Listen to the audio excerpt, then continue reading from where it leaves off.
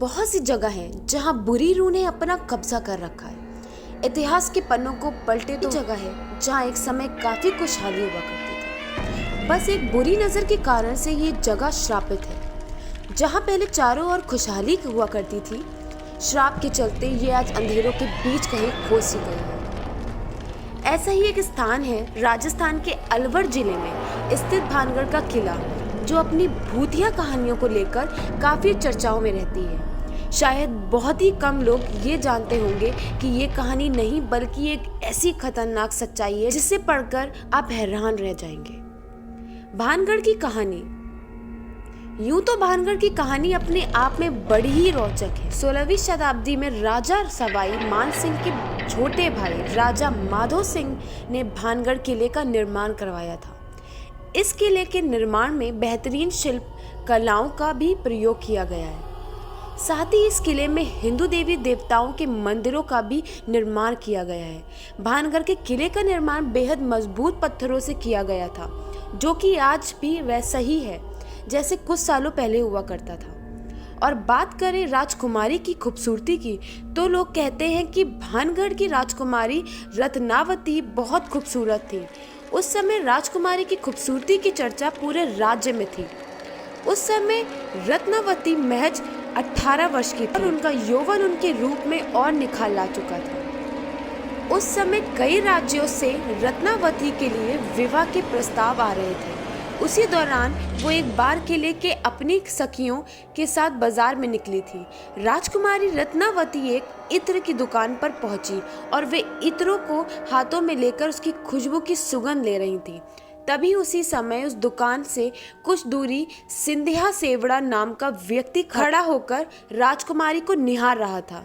सिंधिया उसी राज्य का रहने वाला था और वे काले जादू का महारथी था।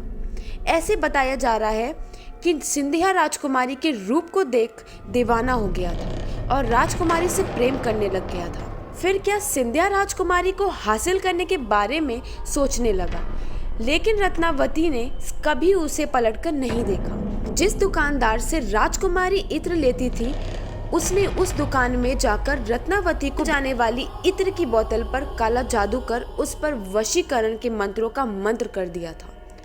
राजकुमार की इस बात की खबर हो चुकी थी। राजकुमारी ने उस इत्र की बोतल को उठाया, लेकिन उसे वहीं पास एक पत्थर पर पटक दिया। पत्थर पर पटकते ही वो बोतल टूट गई और सारा इत्र उस पत्थर पर बिखर गया। पास से वही वो पत्थर फिसलते हुए उस तांत्रिक सिंधिया के पीछे चल पड़ा और तांत्रिक को कुचल दिया। उससे उसकी मौत हो गई। मरने से पहले तांत्रिक ने श्राप दिया कि इस किले में रहने वाले सभी लोग जल्द ही मर जाएंगे और वो दोबारा जन्म नहीं ले सकेगा और तामरुम की आत्माएं उस किले में भटकती रहेंगी। संयोगवश कुछ दिनों बाद भानगढ़ और आजमगढ़ के बीच युद्ध हुआ, जिसमें किले में रहने वाले सारे लोग मारे गए। यहाँ तक कि राजकुमारी भी उस श्राप से नहीं बच सकी और उनकी भी मौत हो गई। एक ही किले में एक साथ इतने लोगों की मौत के बाद वहाँ सिर्फ मौत की चीखें गूंजी हैं और आज भी उस किले में उनकी रूह भटकती रहती है। यही कारण है कि किले में सूरज के ढलते ही किसी का भी किले में अंदर जाना वर्जित है। इस किले की देखरेख भारत सरकार की ओर से की जा रही है। किले के चारों तरफ archaeological survey of India (SSI) की टीम मौजूद रहती है। SSI का सख्त आदेश है कि शाम को सूरज ढलने के बाद इस इलाके के एक भी व्यक्ति नहीं रुक सकते हैं। कहा जाता है कि इस किले में जो भी सूरज ढलने के बाद गया तो वो कभी भी वापस नहीं लौटा। लोगों का मानना है कि किले में आज भी बुरी आत्माओं का साया है। भानगढ़ के किले में कई जानें जा चुकी हैं, जिसके चलते किले में रहने वाले लोगों की रूह आज भी भटकती है। एक बार भारतीय सरकार ने अर्धसैनिक बलों की एक टुकड़ी यहाँ लगाई थी ताकि इस बात की सच्चाई का पता लगाया जा सके, लेकिन वो भी असफल रही। कई सैनिकों ने रूह के इस इलाके में होने की पुष्टि की थी। इस किले से आज भी तलवारों के टकराने और लोगों की चीखें सुनाई देती हैं। इसके अलावा इस किले के भीतर कमरों में महिलाओं के रोने या फिर चूड़ियों के खनकने की भी आवाज़ सुनी जा सकती हैं। किले के पिछले हिस्से में जहाँ एक छोटा सा दरवाज़ा है, उस दरवाजे के पास बहुत ही अंधेरा रहता है।